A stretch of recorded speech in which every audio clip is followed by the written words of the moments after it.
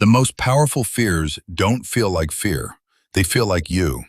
I'm bad at speaking. I'd rather eat later. I'm just low maintenance. Once avoidance gets mislabeled as personality, it starts making choices on your behalf.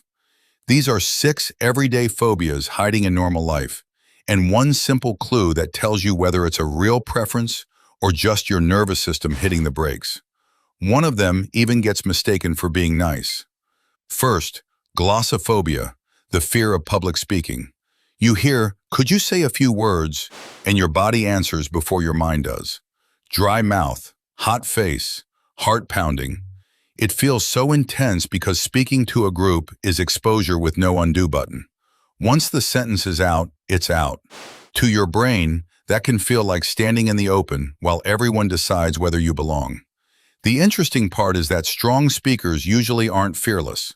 Their nervous system just learned, through repetition, that the spotlight doesn't kill them. Now shrink that stage to one restaurant table. The fear of eating alone in public controls more routines than people admit. You take lunch late. You pretend to work on your laptop. You save that place you want to try for a day when someone can come with you.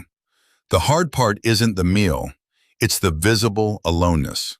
No conversation, no companion, no easy social proof that you belong there. So your mind turns one quiet lunch into a status signal, like the whole room is reading into it. Usually, they're not.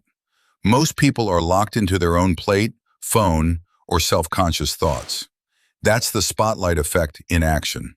Then there's the fear that hides behind independence, asking for help. On paper, it sounds strong.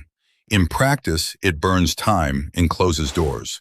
You spend 40 minutes fighting a printer, carry the impossible box yourself, or keep rewriting an email instead of asking one clear question. Every request feels risky. They might say no.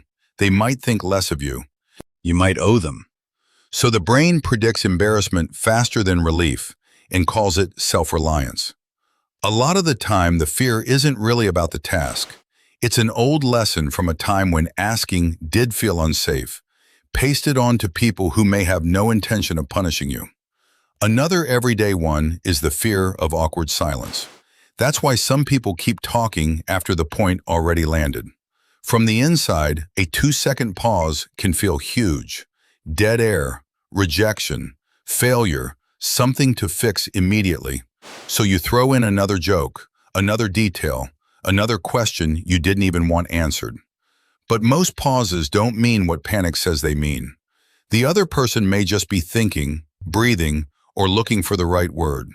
Socially smooth people usually aren't doing secret advanced conversation tricks. They're just not treating silence like an emergency. A calm pause often reads as confidence for that exact reason. Then comes one of the quietest but most exhausting fears, decidophobia, the fear of making a decision. It doesn't always look serious.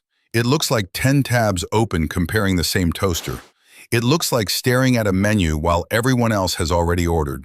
It looks like sending you choose when you absolutely do have a preference.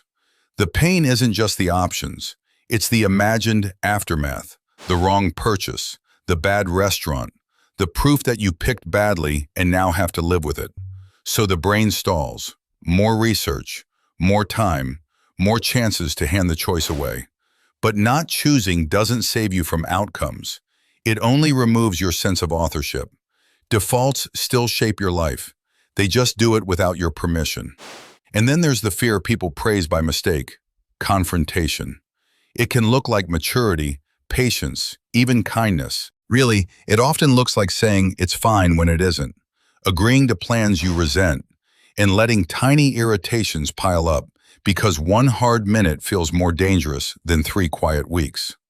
When your brain reads disagreement as a threat to the relationship itself, honesty starts to feel reckless. But healthy relationships can usually survive small, clean friction much better than bottled-up resentment.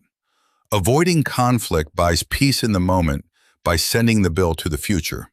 And when that bill comes due, it usually comes out colder and harsher than the original truth would have. Here's the clue. A preference feels light. It's flexible. If plans change, you adjust. Your body doesn't act like a fire alarm just went off. Avoidance feels loaded. There's tension before, relief after, and a very convincing story in the middle. I just don't like speaking. I'm not hungry yet. I don't want to bother anyone. I'm bad at choosing. I hate drama. Maybe. But if the pattern keeps shrinking your options, it probably isn't taste. It's threat management. That matters because once you can spot the relief pattern, these stop looking like fixed traits and start looking like behaviors. You can practice the toast, take the table for one, ask the question, let the pause sit, pick something, say the hard sentence while it's still small. The goal isn't to never feel the spike. It's to stop letting it make your life smaller. Which one felt uncomfortably familiar? Subscribe for more.